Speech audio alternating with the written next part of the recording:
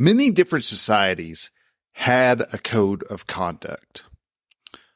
I'm wondering, what is your code of conduct? We're going to be talking about that this week on episode 190 of The Relaxed Male. This is The Relaxed Male, a show that comes to you each week helping men to remove the nice guy from their life so they can actually live their life on their terms.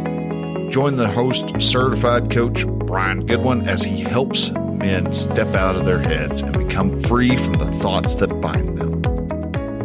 Hey man, hello and welcome to Relaxed Male. I am your host, Brian, and I am a certified men's coach that assists men who are just neck deep in the suffering of their life. Men who are going through divorce or more. They may just be going through their day-to-day struggles.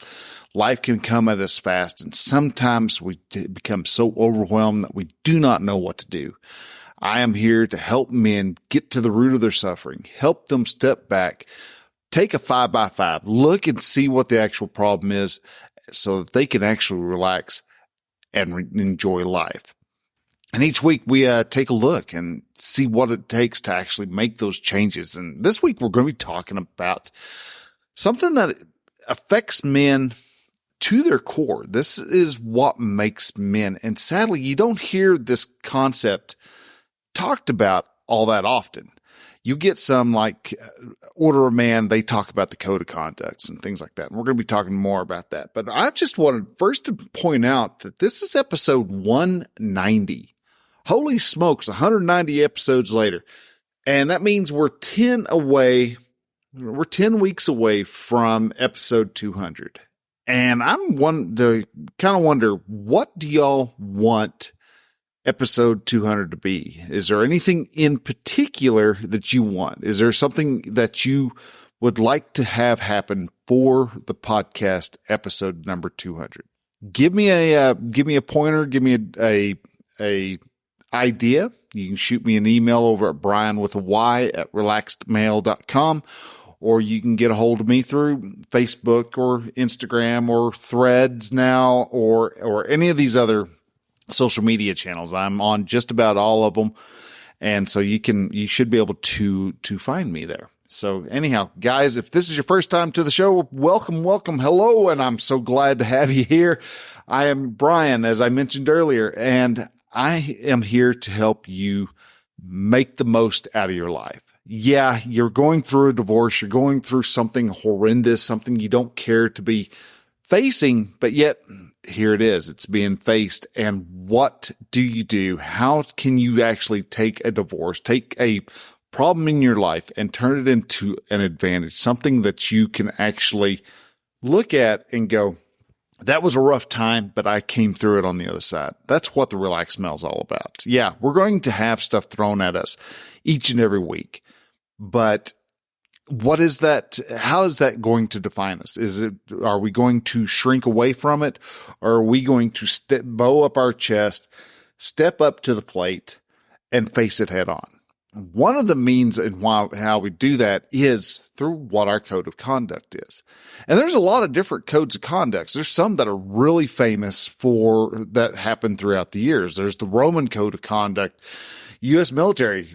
We have a code of conduct. Spartan code of conduct, the Bushido code.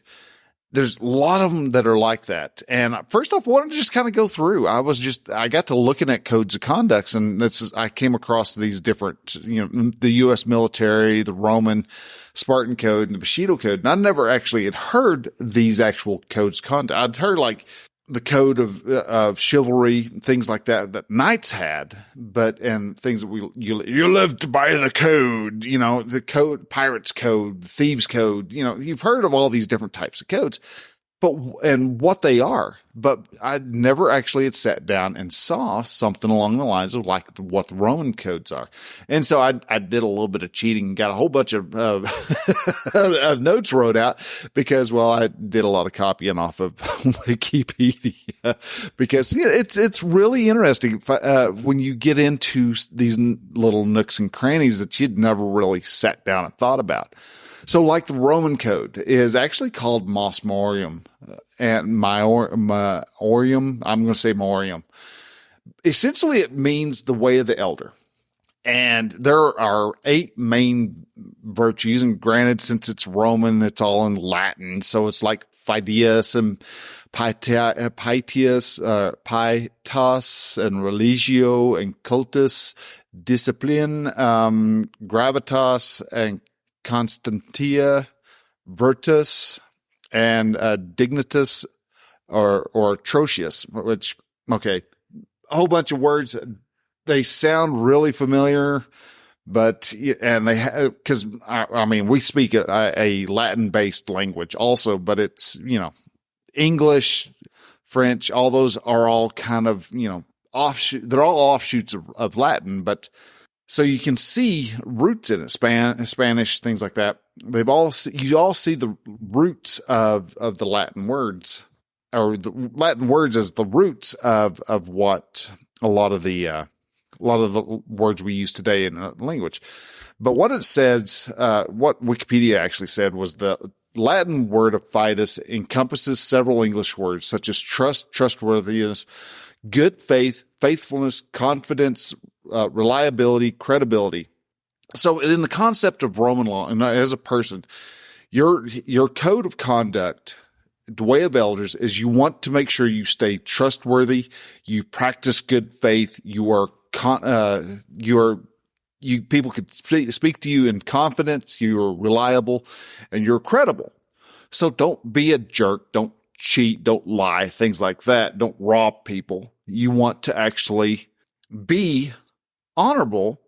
And this is a great means of just starting, because how do you want to set? These are virtues that you have. These are the 8 virtues of the Roman code. And first one right off the bat is don't be a jerk. Be trustworthy. Don't sit there and say you're going to do something and then crawfish out of it, man. You want to make sure that you're doing it. If you said you're going to do it and you didn't do a long, hard thought on it, then you probably need to actually go on ahead and do it. And yeah, it's going to suck and it's going to take energy, but at the same time, you did actually say you were going to. And that's one of the big things about what doesn't happen. If you don't have a code of conduct, you're not going to do that. You're just, oh yeah, I'll do it, whatever, and walk away. The second virtue is pietas, which I'm thinking is very close to piety.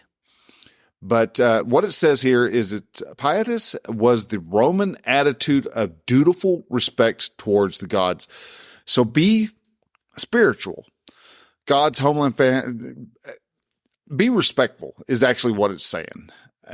God's homeland, parents, family, which required the maintenance of relationships in a moral and dutiful manner. So always go out and actually make relationships, maintain those relationships, because that's what we do as men. We are actually very relationship oriented people. Show respect to the God's homeland, parents, family, and which requires the maintenance of those relationships in a moral, dutiful manner.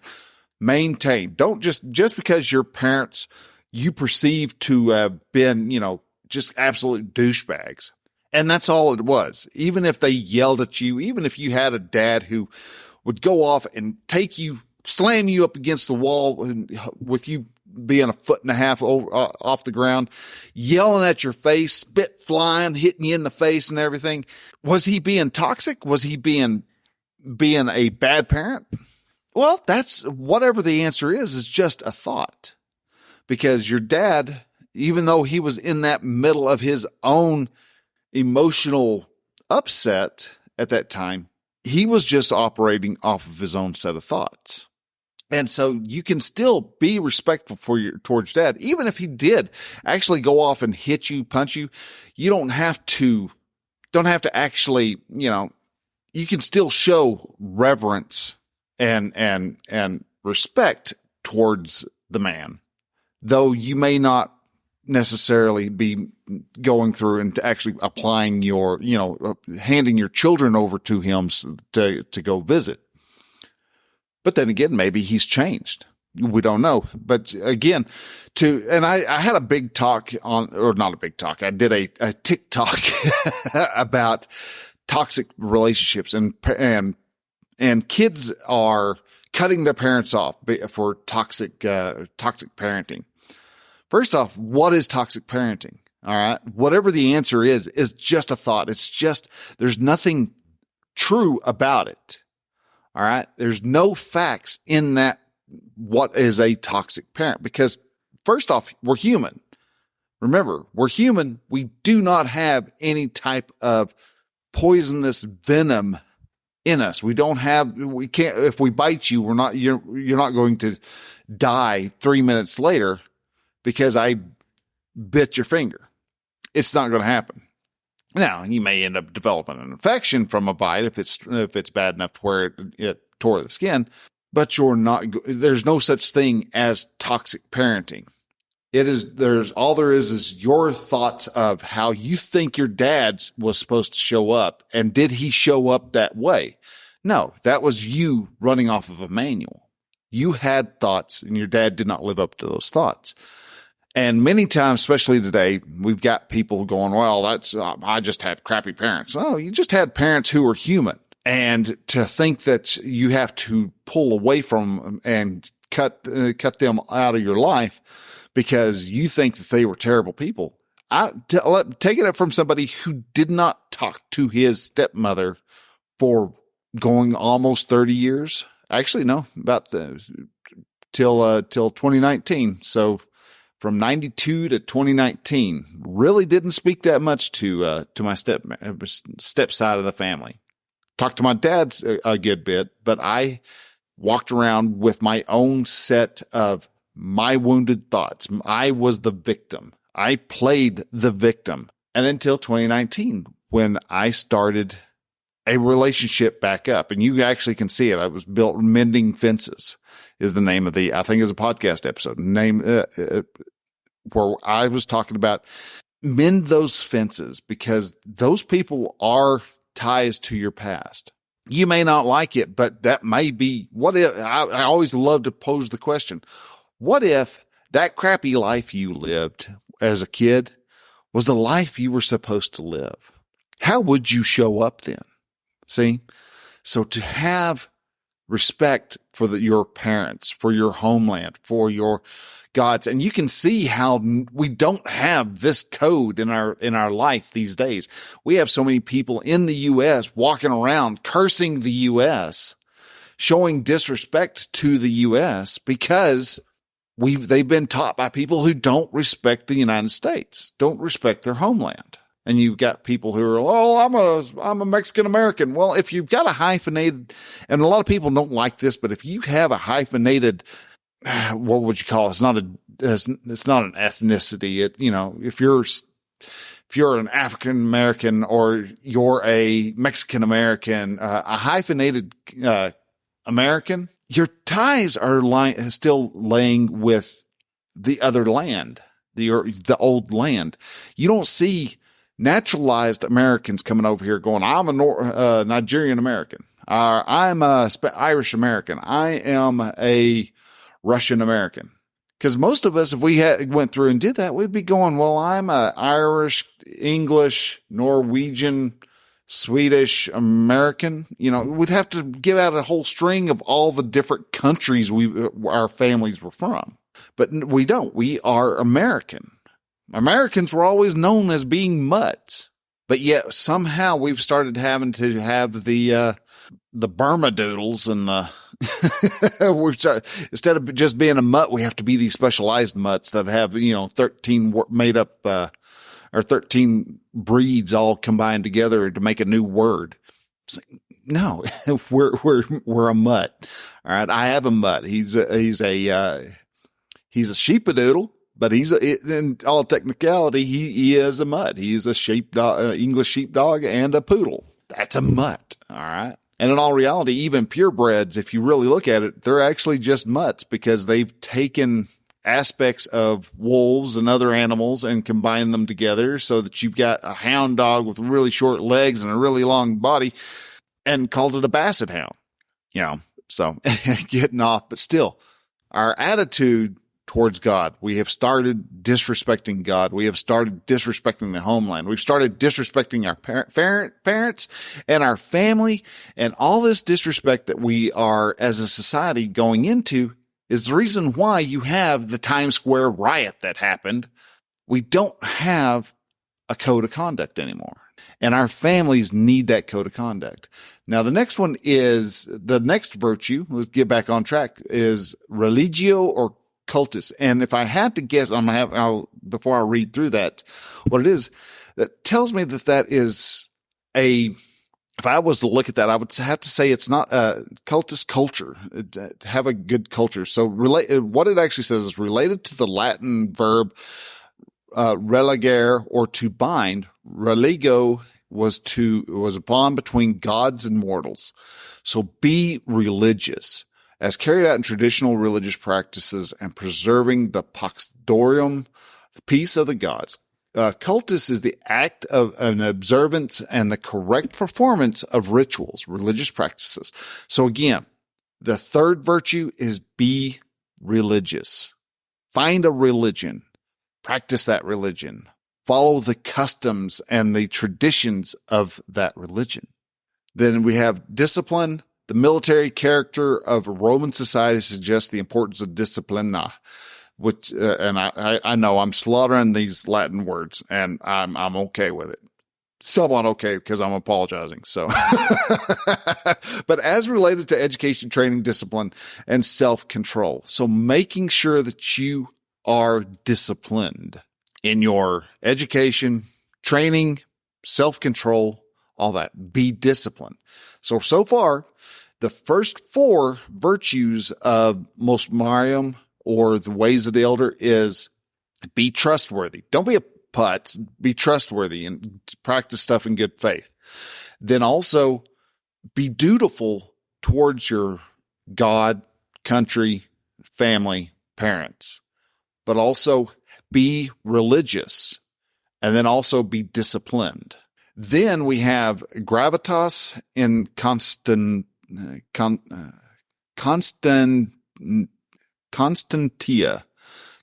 Gravitas is dignified was dignified self-control, is what it says. So be, what was the four virtues of a Stoic are wisdom, courage, temperance, and justice. And temperance falls right into the gravitas, self-control, which define as a steadiness or perseverance. And Constantia was steadiness or perseverance in the face of adversity. A good Roman was to display an unperturbed façade. All right. Just an outside unperturbed. And even if he is completely perturbed, you put forth the image of being unperturbed. Roman myth, history reinforced by the value by recounting tales of figures such as Gaius Mucius, whatever, that dude who was the founding legend of the Republic, demonstrated his seriousness and determination to Etruscan king Lars by holding his right hand in a fire. So don't overreact is a good way to maintain some self-control. Don't overreact. Again, kind of points towards the whole Stoicism line. Virtuous is derived from the word man. Virtuous constitutes the ideal true Roman male. All right. Virtus is actually not virtuous. Virtus. Gaius Lucilius discusses virtus in some of his works and says that it's virtus for a man to know what is good, evil, useless, shameful, or dishonorable.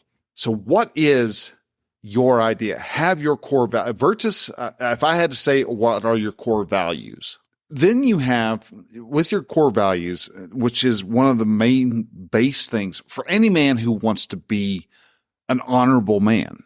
You have your core values and you follow in these 8 values altogether.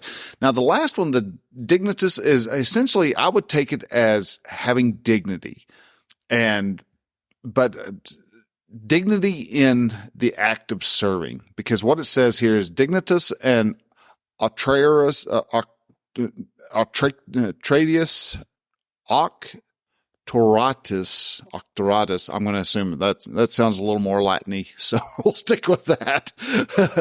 Were the end results for displaying the values of the ideal Roman and the service of the state in the forms of priesthood, military positions, and magistrates. Dignitas was the reputation for worth, honor, and esteem, and thus a Roman who displayed their gravitas, Constantia, fides, Pietas, and other values of a Roman would possess dignitas among their peers. Similarly, by the path, a Roman could earn auctoritas, or I completely forgot how I was saying that word again already, or prestige and respect. Okay? So to serve others with dignity, act in a dignified manner is essentially what I'm taking that to actually mean. So your 8 values are to be trustworthy, be respectful, be religious, be disciplined, have a set of core values, have self-control, and serve others with dignity. Now, another type of core code of conduct that was actually also available, and I can do this one a lot easier, is the U.S. military code of conduct.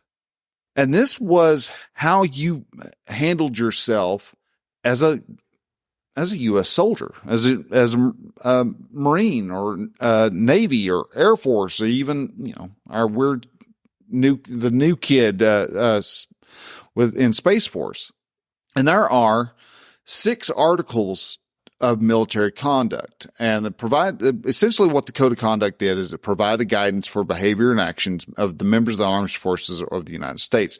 This guidance applies not only to the battlefield, but also in the event that the service member is actually captured or becomes a prisoner of war. The code is delineated into 6 articles. Article 1 states it as this: I am an American fighting in the forces which guard my country and our way of life. I am prepared to give my life in their defense. All right. So we now know where a soldier stands, why a soldier does what he's doing. We know the why. Then in Article 2, I will never surrender of my own free will. In command, I will never surrender the members of my command while they still have means to resist. So we now have not only our why. I am prepared. I am American fighting in the forces which guard my country and my way of life. That is the why. Boom. I am prepared to die. In Article 2, I will never surrender. I am going to fight like there are 3 monkeys on the loading ramp to the ark, and it's starting to rain. Article 3 is, if I am captured, I will continue to resist by all means available. I will make every effort to escape and aid others to escape. I will accept neither parole nor special favors from my enemy. Article 4 is, if I become a prisoner of war, I will keep faith with my fellow prisoners. I will give no information nor take part in any action which might be harmful to my comrades. If I am senior, I will take command. If not, I will obey the lawful orders of those appointed over me and back them up in every way. Not every way possible, in every way. 5 was, when questioned, should I become a prisoner of war, I am required to give my name, rank, service number, and date of birth. I will evade answering further questions to the utmost of my ability. I will make no oral or written statements disloyal to my country and its allies or harmful to their cause.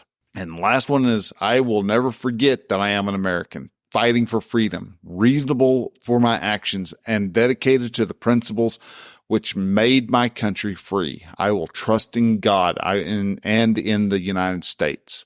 We have a line of actions. We have a very delineated, marked out points of action that we are going to take. If this happens, they can expect all American soldiers will act the same way, except for those 2 that just got freaking arrested for selling crap to the Chinese. They'll get what they get get what's coming to them. So if you hadn't been following that little line, that little story, that was, that's aggravating. So anyhow, though, another well-known code of honor was the Spartan code of honor. And there's a few of the stipulations for it is the Spartan hoplite followed a strict laconic code of honor. No soldier was considered superior to the other. So you were no better than the guy standing to your left. You were no better than the guy standing to your right or in front of you or behind you. Everybody was the same. You were not considered better. You were not considered superior. You were considered a soldier. Suicidal recklessness, misbehavior, and rage are prohibited in the Spartan army. Otherwise, better make sure you get your stuff lined out. You're not going to wig out on somebody just because things are getting a little hairy, as those behaviors endanger the phalanx. Recklessness could also lead to dishonor, in this case, as in the case of Astromandius or Mandus, Aristodemus. That sounds better. Aristodemus. It'd be nice if they used names like Fred, but I couldn't make they didn't ask me. So, but anyhow, Spartans regarded those who fight while still wishing to live as being more valorous than those who didn't care if they died. Value life. You're going to fight harder if you actually acted as if you wanted to live. If you're willing to preserve your life, you're going to fight harder than someone who just didn't really give a rip if they died in the action or not. They also believed that a warrior must not fight with the raging anger, but with calm determination. You're going to get more done being a fine laser beam focus than if you are just a wild hare, a wild man who didn't know what was going to happen. Spartans must walk without any noise, speak only with a few words in the laconic way of life. Other ways for Spartans to be dishonored include dropping the shield, failing to complete the training, deserting in battle. Dishonored Spartans were labeled as outcasts and would be forced to actually wear completely different clothing. So how about that? Most of them walked around, strutted around in their uniforms, which is if you watch 300, it was a loincloth, a cape, and a shield. So, all of a sudden you weren't allowed to wear your cape. You had to wear a shirt or something. So it got a little, you stood out like you were forced to wear a toga or something. So you stood out in the crowd as to were you Spartan or not, or were you Spartan and all of a sudden you did something stupid and dishonored the army. And another item in the code of honor was, in battles, the Spartans told stories of valor to inspire their troops. So they always helped each other out. So the Spartans were very regimented, very organized. And one of the things, and they had their lines of belief. And one of those was make sure that you're talking about all the great and grand, wonderful battles that you were in, and that they were of honor, showing the greatness of the other troops so that they were ready for these major confrontations. But the last little bit that I didn't mention was that they sang soft songs to calm the nerves. They knew, dude, even if you were the ultimate fighting machine, you still were like going, I don't really care to get hurt. It hurts when you get hurt. I don't want to get hurt. And so, you're going to have, you're going to have some varying degrees of nervousness, of anxiety, if you want to use that word. But yet so how intimidating would that be if all of a sudden you're going to battle and you're you're getting yourself all worked up and ready to go. And all of a sudden, here comes all these really buffed out fighting forces all lined up with their big old shields and their spears and swords and all that. And they, instead of sounding like they're getting ready to rip somebody's head off, they're just doing kumbaya, and just singing softly. That would be a little intimidating to me, actually, to go, oh crap, they're zen at the moment. This is not cool, dude. We want them worked up, and they're not. So there's that code of honor, that code of conduct by the Spartans. Then you also had the Bushido code, Bushido was the Japanese samurai, and they had 7 different points that were important to their code. There was righteousness, loyalty, honor, respect, honesty, courage, and consistency. So a samurai was always righteous. Again, to refer back up to like the Roman code, righteousness. We need to be righteous. The justice is the most important virtue of the samurai. A true samurai does not attack the enemy without an important reason. So to attack, you had to actually have a solid reason as to why you're going to attack. Well, he stepped on my big toe. That's not a good enough reason. You had to have a righteous reason. Loyalty is the second most important thing in life. Samurai should always be loyal to his master. The master should also believe his duty to protect his master is the meaning of life. Again, there's that honoring your family, honoring your country, whoever is above you, whoever is over you, you show honor and respect to them. Then the third one is honor. A life without honor is not a life. If a samurai makes a mistake, he should honor his name by committing suicide. The story of the 47 samurai is, if you did something that dishonored your troops or whatever, they actually believed it's better that you took yourself out than to bring everybody else down. That was to them an honorable means. Respect. A samurai who always respects his enemy. Don't underestimate your enemy. That's the sign when you become too prideful. Pride cometh before the fall. Remember. So if you always start disrespecting your enemy, you start thinking too lowly of them, they're going to sneak around and stab you in the butt. So a samurai respects his opponent before and after the fight. Even if a samurai kills his opponent, he is still very respectful to the corpse. Honesty is the next one, and a samurai never lies. Deception does not exist in the book of a samurai. Then finally, courage, second to the last is a samurai fights until the end. A samurai is never afraid of anything. He is not afraid of death. A samurai is always brave because he fights for something that he believes in. And the last is consistency. A samurai never changes their path. He is like a dragonfly, always moving forward, never moving back. You see how all these codes have a sense of value. For the Bushido, their values were righteousness, loyalty, honor, respect, honesty, courage, and consistency. Those 7 were always present. And those core values are things that you need to have in your own code. And this gets me to wondering, what is your code? First off, why do you need a code? Well, you would want a code because you then have a base to build on, a base to live your life on.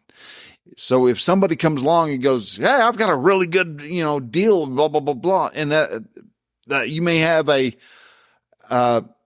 value or a code that says you never jump into something blindly.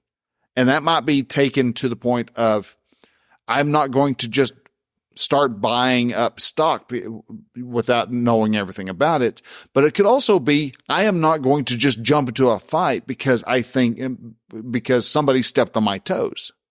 I'm not going to enter in an event blindly. I'm not going to do something without just cause. So you want to make sure that you have all the reasons as to why you're going to do something. You may have, be honorable, might be one of those really important, statements. Honorable may not be all that important to you, but courage is. So you want to be able to sit down and write out what your code of conduct is. And make that, and also involve your family. You may have your own personal code of conduct, but then also bring in your family and find out what their core values are, what their code of conduct is. How do the good ones act? How do the Smiths act? How do the Taylors act? How do the Humphreys, how do they act? All these can be questions that ask, and you actually ask and incorporate what your kids say. So yes, you involve your kids. It may be, what do? We have cookies. Okay. We relish the victories. You may have to change it around, may have to, elbow the language a little bit, rearrange it just a little bit, but to catch the spirit of what your 3-year-old says. But you get those values wrote down, get the code of conduct wrote down, and it can be something similar. You don't have to have 48, rules of conduct. It may only be 10. It may be the core 10 items that are the most important to you. And those are what you want to make sure that you write down and that you address and that you look at and you examine and you refer to time and time and time again. Making them out, write it out, frame them, put it up on the someplace where everybody can see. Attach a magnet to it, slap it up to the refrigerator. Have a copy of it sitting beside you, take to your computer monitor. Have them, have it to where everybody can see them and they can read them and can memorize them every time that they look at them. That way it always stays fresh and present in their mind. The more you do that, the more it's going to stick. And when you write it out, hold to those core values. If you all decide that all of a sudden a core value is not good, then, you might need to change it, but change it out for something else. Our core values are important. We've sadly let our core values droop way too much. George Washington had, I think it was 101 or 112 or something like that, rules to live by. And it was a book that he would walk around. And it was things like, don't cross your legs in front of, certain people or, maintain all bodily functions until you're in a private space. And George Washington had a very dedicated set of rules that he lived his life by. And he was referring to those rules and constantly keeping up on them. You can do the same thing. You don't have to have, 37, 101 rules. You can have just a small number of rules, but make sure that you have a code of conduct. How do you operate? How does your family operate? How does your marriage with your wife? How do you two operate together? If you have a business, code of conduct for the business, this thing can stretch out and expand to all Americans. If you're in America, we could actually have a code of conduct for all Americans. And honestly, we're getting to the point right now where it wouldn't hurt if we actually took that type of step. But it would be some that half the country would reject at the moment because we have such a division, and that division has to be rectified in some form, fashion, or another. How? I don't know. It's not what I'm here for.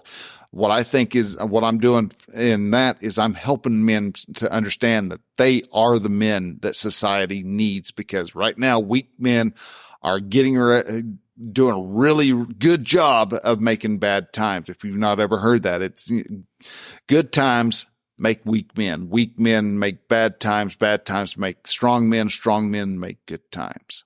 So to be that way, we're in the process of right now, we have weak men making hard times. So we can extend that and we can keep them from making the hard time if we can step up and we get more strong men in society instead of the weak man who is so busy trying to find a way to appease his teacher and to get his teacher to pat him on the head and go, good, you did good boy, because they didn't have a father. We need to start having men who live in the house with their sons, showing their sons how to behave. But we've stopped that. And that is one of the reasons why I believe we are in the circumstances that we are in now, and why we're having to talk about codes of conduct and how to present yourself. So if you had made your own code of conduct list and you want to share it and you're not ashamed of it, or you're not, you have no problem sharing it out, send it over to me. I'd love to read what your codes of conducts are. I'll continue working on mine. And that's what brought the whole thought up, was what are my codes of conduct? And right now I don't have one. I'm working on that. I'm designing it out. And so far it's based on the core values, which is honesty, laughter, and I'm still trying. I'd have to pull it up, and I'm not prepared, and I don't want to. I've kept you 47 minutes so far, so let's get this thing kind of cut down some and get some edits in here and see if we can whittle this thing down to about maybe about 40 minutes. So anyhow, guys, I'm going to go ahead and I'm going to let you go. Design your code of conduct. That's going to be your big task this week. Design your code of conduct. And then share it out. Share it with us. Send it over to me. Let me know what it is. You can send it over to me via email, Brian with a Y at relaxedmail.com. And we'll talk to you next week. All right. If anything in this show resonated with you, you think somebody would benefit from it, share this podcast out with them. Share it over and share it onto your social media. All the podcatchers these days have a share button. Hit that share button. Share it out to Facebook, Twitter, Threads, Mastodon, any of the sites that you go to and that you have lots of discussion and you have a group of people that you talk to. Share this with them. And let them know why. If you've got a particular person that just rings a bell with, share it with them. Shoot it as a text message. Hey man, I was thinking of you, and I thought this would fit in with the discussion we had, a couple of weeks ago. Tell them why it made it think of them, and then share it with them and let them know there's this group out there called the Relaxed Male. And we're a movement that is trying to have men become better men. And by doing that, we're able to relax a lot more. We're able to sit back and enjoy life more. Yeah, we got to do a lot of hard work, but that's okay because we're men. We like to do the work. We're going to do the work. And when we get done with that work is when we get to relax.